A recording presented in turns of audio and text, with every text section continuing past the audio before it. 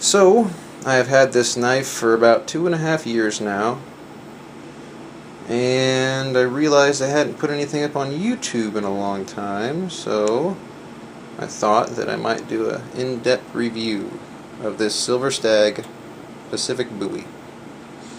So, let's get this started off right. First thing, our uses. What would it be useful for? Well, camping and a hunting knife, definitely useful for a camping and hunting knife. The only thing I would say that might be a drawback for most people is the blade is D2 carbon steel, and it's not stainless steel, so you will have to keep it oiled or it will rust and get that, antique look to it.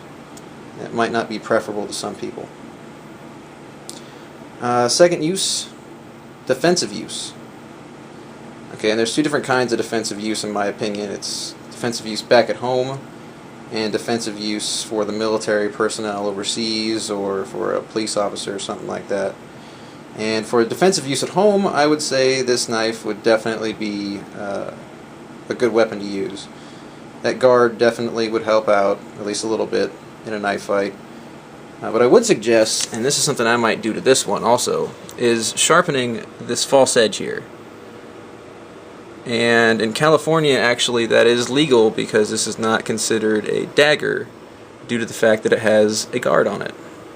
I don't know how they changed that law to where it can be double-edged and then not be qualified as a dagger because it has a guard on it, but here in California we have some weird laws. And the second part of that, overseas and for military or police use, I would say no. And the only reason I really would say no, especially for the overseas part of it, because I think this thing would look badass, on your rig or whatnot. But the sheath.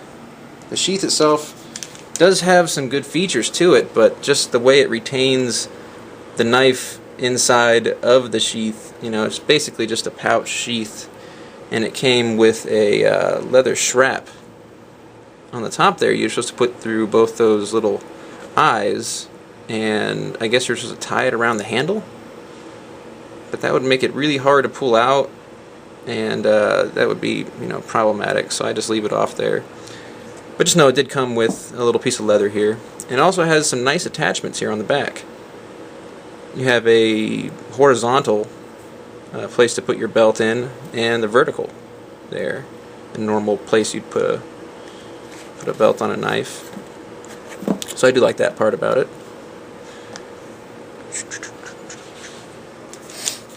And back on to the defensive uses. Zombie defense. This is something I talk about rarely on my channel. I should probably get a little more into it. But a knife as a zombie defense tool, probably not the best. Okay, and I'm not saying just this knife, but any knife. If it's not like a short sword or a machete or something along those lines where you can put a lot of power and weight behind that initial strike, then it's not going to be a good zombie defense weapon. And this would have to be put in that category. You can try to get them through the eye, maybe. Sure. But that takes a lot of skill, and so does cutting something's head off with something like this. So, zombie defense weapon, this and almost any other fixed blade, probably not going to be your best shot. I mean, it's better than using your hands, but you're better off with a big hammer or a bludgeon or something like that. So, let's get on to performance. And yes, this thing does perform very, very well. It sharpens up great, if you know how to use a sharpener. If you don't, then you're not going to get any knife sharp. The balance. The balance is almost perfectly centered on the cross guard right here. It's actually just a little bit lower where your index finger would probably sit. But yeah, and it comes to performance, a lot of things do come into play, like the grip angle, things like that. And for having a natural grip, it has a lot of purchase. It has great texture, a great angle. You can really whip it down to chop something. And on that point.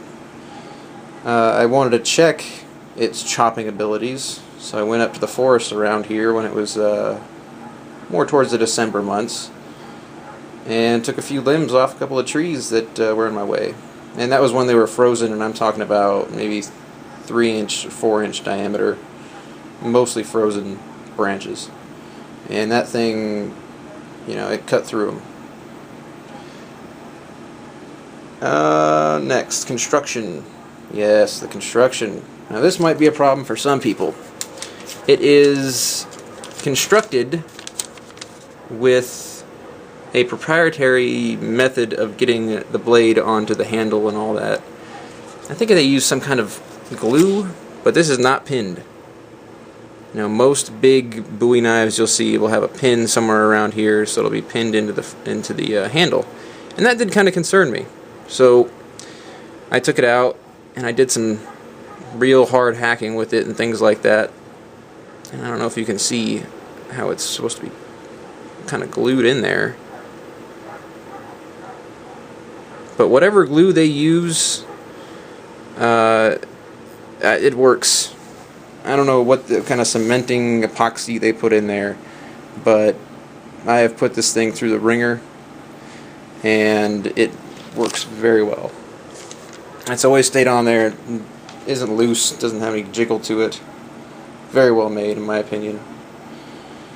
Okay, so yeah, the handle is natural shed deer or elk. I think this would be a deer. And this is from the crown line, so it does have that that crown on it. And I think it's a great material, by the way. I really can't get down on that too much. It doesn't swell like wood would. And the blade, it's D2 carbon steel, like I've already said before. I believe it's 8, maybe 8 1/4 inch long there. And finally, what I don't like about it. And this is going to be a very, very short list, because I find a lot of things to like about this. The first thing, what I said about the sheath. It's not very tactically oriented, I guess you could say. And I have seen versions of this where the sheath had a thumb break that would come up over this side of it, and that probably would be a lot better. But as it is, the one con for me, with the few of them that there are, is that the sheath could keep the knife in there just a little bit better. I mean, if you go head over heels, that knife's going to come out. So yeah, just I guess try not to go head over heels. And the other con, I don't know if I call it a con, but as you could see, that tip there is not exactly as pointy as it should be. I know what you're thinking, Hobbs, why is that? Well, that's because I decided to baton with it, and if anybody knows anything about the blade's shape, when it goes down to a spear point at the end, that is the weakest point of the blade. And so I was batoning through a piece of wood, and I hit a knot, and I was just whacking on this thing. I mean, just whacking on it with just all the force of another piece of wood on the top here, and I finally got to the point where it was hitting around here, and it just sheared that off. So would I call that a manufacturer defect? No. That's a user error right there. And that pretty much concludes my review of this knife. I would give it high marks in quality and usability. And also, I would say it's just badass. Got a great handle on it, looks good, and it functions. And I really feel like it's something that, you know, I could pass down to my kids, and my grandkids would have it, and they'd be like, "Hey, remember, you know, Grandpa Crazy Man's knife? You still have that." Yeah, they'll still have that for sure. Wanted to thank Silver Stag. Did a great job on this.